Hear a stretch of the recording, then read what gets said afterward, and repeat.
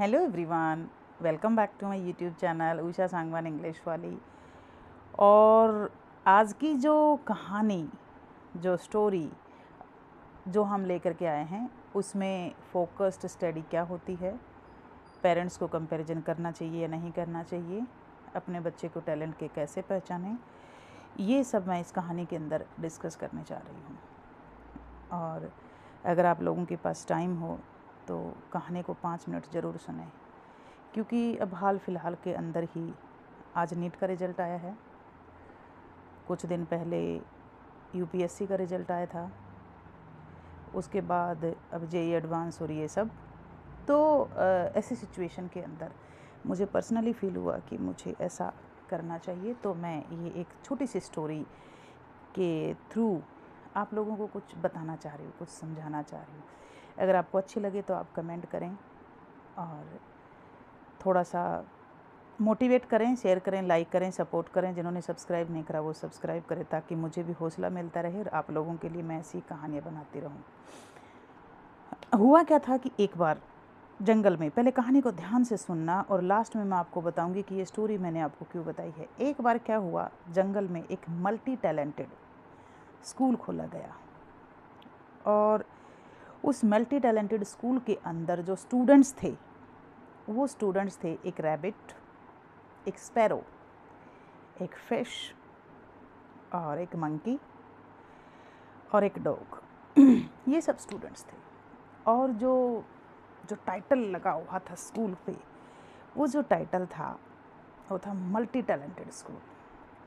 मतलब यहाँ पर जो स्टूडेंट्स प्रिपेयर किए जाते हैं वो हम ऑल राउंडर स्टूडेंट्स प्रिपेयर कर रहे हैं और मल्टी टैलेंटेड स्टूडेंट्स हम यहाँ पे प्रिपेयर कर रहे हैं।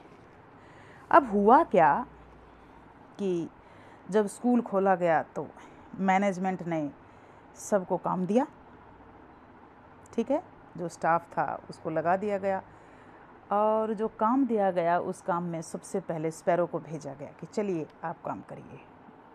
अब स्पैरो जब चली, क्योंकि क्लास थी, जब क्लास चल रही थी तो उसके अंदर टेस्ट होने शुरू हुए। जब टेस्ट हुए तो स्पैरो को सबसे पहले उड़ाया गया। तो स्पैरो जो है ना फर्स्ट आई, उड़ने में फर्स्ट आ गई। Yes, you are the winner. Second क्या रहा, सेकंड स्पैरो को बोला गया कि अब आप उड़ने में तो फर्स्ट आए हो, इसी के साथ आप एक काम और करो। तो क्या काम करना है आपको? आपको गड्ढा खोदना है।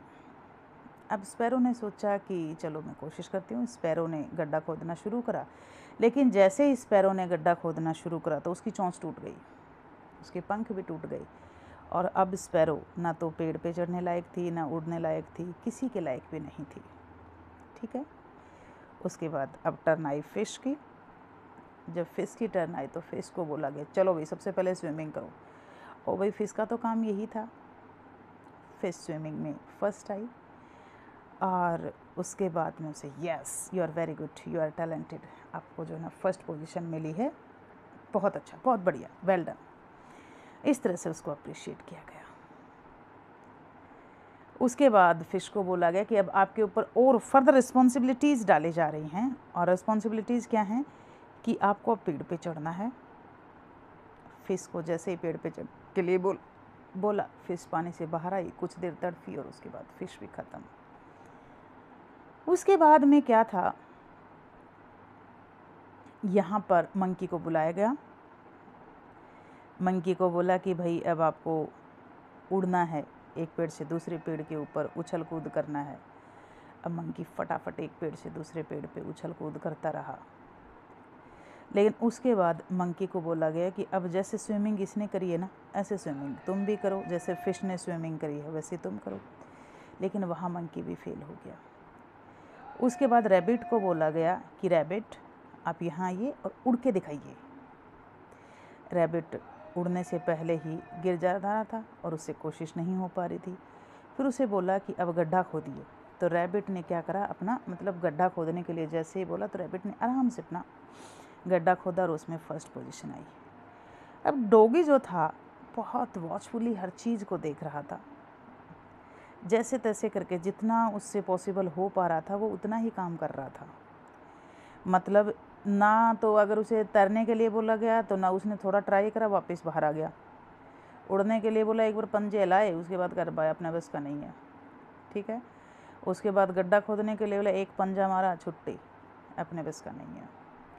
और लास्ट में जब एग्ज़ाम हुआ तो जैसे तैसे करके, क्योंकि थोड़े थोड़े क्वेश्चन उसने करे और वो पास हो गया। और स्कूल ने क्लैपिंग करी कि भाई जो है ना डॉग जो है वो अच्छे मार्क्स से पास हो गया, ठीक है। लेकिन ये कहानी हमें कुछ और बताती है, बहुत कुछ समझाती है, बहुत कुछ बताती है, बहुत कुछ सिखाती है। आज नीट का रिज़ल्ट आया, बहुत से पेरेंट ऐसे होंगे जो एग्ज़ाम्पल देना शुरू कर देंगे अपने बच्चों को। वो देखो उसका बच्चा का एडमिशन हो गया, वो देखो उसका बच्चा IAS बन गया, वो देखो उसके बच्चे ने UPSC निकाल दी। नेवर। आप अपने बच्चे के टैलेंट को तो पहचानो कि आपके बच्चे का टैलेंट क्या है।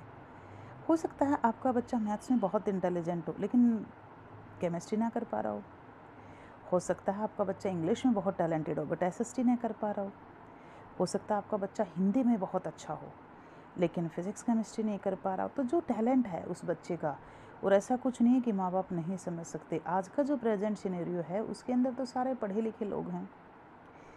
तो जो सबसे बड़ी बात है ना, आप लोगों को क्या बनना है, मोटिवेट करना है अपने बच्चों को। और मोटिवेशनल एक पेरेंट की तरह वर्क करना है। और मोटिवेट एक तो टैलेंट को पहचानो, बच्चे का टैलेंट क्या है, उसके साथ में उसके सोर्स ऑफ मोटिवेशन क्या है। सोर्स ऑफ मोटिवेशन क्या हो सकते हैं, इनर भी हो सकते हैं, आउटर भी हो सकते हैं। जैसे अगर मैं फॉर एग्जांपल दूं, एक बंदे को ये बोला जाता है कि you have to complete this work till 5 PM today otherwise you are fired. आज आपको शाम 5 बजे तक इस काम को ख़त्म करना, नहीं तो आपको फायर कर दिया जाएगा, ठीक है। दूसरा जो मोटिवेशन होता है वो क्या होता है, पेरेंट जैसे कि मुझे ये काम अपनी माँ के लिए करना है, मुझे ये काम अपनी बहन के लिए करना है, मुझे ये काम अपने पापा के लिए करना है। तो कुछ मोटिवेशनल सोर्सेज हमारे ये सब भी होते हैं। तो आपके ऊपर डिपेंड करता है कि आप उसे एज ए सोर्स कैसे ले रहे हैं। मैं आपको एक स्टोरी बताती हूँ। एक बार कुछ फुटबॉलर्स होते हैं और एक बच्चा है जिसके फादर ब्लाइंड होते हैं। वो बच्चा बहुत अच्छा फुटबॉल खेलता था, लेकिन होता क्या था कि उसे हमेशा स्पेयर में रखा जाता। तो उसके फादर दूर से देखते, बच्चा रोज़ प्रैक्टिस करके चला जाता। आज फाइनल मैच होना था। जब फाइनल मैच हुआ तो उस मैच के अंदर क्या होता है कि बच्चे ने बहुत रिक्वेस्ट करी कोच से कि सर प्लीज़ मुझे खेलने दो, मुझे एक मौका दो। बोला बेटा मैं तुम्हें कैसे मौका दे सकता हूँ, फाइनल है, ये तो स्कूल की इज्जत का सवाल है, कमेटी की इज्जत का सवाल। बोला सर एक मौका तो दो। उस बच्चे को खेलने का मौका दिया और उसने गोल कर दिया और विनर बन गया। जब विनर बना तो उसके बाद में क्या हुआ, बच्चे को बुलाया गया, बच्चे को अवार्ड दिया गया, रिस्पेक्ट दिया गया। उसके बाद बच्चे से पूछा गया कि ऐसी क्या चीज़ थी, आज तक हम आपको स्पेयर में रखते थे, आप गुड प्लेयर थे अनडाउटेडली, इसमें कोई दो राय नहीं था, लेकिन फिर भी हमें हिचक थी, हम आप गुड थे, बेस्ट नहीं थे, हम हिचक रहे थे, हम आपको अपॉर्चुनिटी नहीं दे रहे थे। उसके बावजूद भी आपने हमें कंपेल किया और हमने आपको अपॉर्चुनिटी दी, आपने कर दिखाया, ऐसा क्यों किया आपने। बच्चे ने बहुत प्यार से जवाब दिया कि सर, कहता है कि मैंने ये सब अपने पापा के लिए किया। कहते तुम्हारे पापा तो पहले भी थे, तुम्हारे पापा रोज़ आते थे, तुम्हें देखते थे। कहते नहीं सर, मेरे पापा ब्लाइंड थे, वो वहाँ तक आते, वो एक मेरे लिए मोटिवेशन का एक सोर्स थे, वो वहाँ से बैठकर देख रहे थे। लेकिन 4 डेज़ पहले ही मेरे पापा की डेथ हो चुकी है और अब मेरे पापा के पास आँख भी हैं सर, और मेरे पापा हेवन से मुझे देख रहे हैं। तो ये उस बच्चे की इंटरनल मोटिवेशन थी, ये उस बच्चे के लिए मोटिवेशन का सोर्स था, उसका अपना फादर। हर बच्चे की लाइफ के अंदर ये पेरेंट के ऊपर डिपेंड करता है कैसे, किस तरह का मोटिवेशन आप, जैसे आजकल तो हमारे वाले जो बच्चे ना, हमारे वाले जो जनरेशन है जेन जी, जिनको तो चाहिए फ़ोन, लैपटॉप ले दो, बाइक ले दो, गाड़ी ले दो, है ना, ये सोर्सेज हैं हमारे बच्चों के। तो लेकिन बहुत से, फिर भी मैं ये कहूँगी 5% ऐसा बच्चा भी होगा जिसके पास कुछ इनर सोर्स भी होंगे, इनर मोटिवेशन भी होंगे। बच्चों को मोटिवेट करो, उनके टैलेंट को पहुँचाओ। अब सबसे बड़ी बात है कि उनके टैलेंट को पहचानने के बाद में ये देखो कि मेरा बच्चा किस फील्ड के अंदर अच्छा कर सकता है, कहाँ कैपेबल है, और उसको उसी लाइन के अंदर लगा दो और दिन रात मेहनत करो। सिर्फ यूँ सीधा देखना है, ना इधर देखना है ना उधर देखना, और सक्सेस उस बच्चे के कदम चूमेगी। अगर आपको कहानी अच्छी लगी हो कि किस तरह से बच्चों को मोटिवेट करना है और किस तरह से हमें फोकस करके अपने बच्चों को आगे चलाना है, तो प्लीज़ कमेंट में ज़रूर लिखें। जो भी इस वीडियो को देखे, जो कमेंट करेगा इट मीन्स आपने वीडियो देखी है, मुझे सपोर्ट कर रहे हो, और सब्सक्राइब ज़रूर करें। Thank you.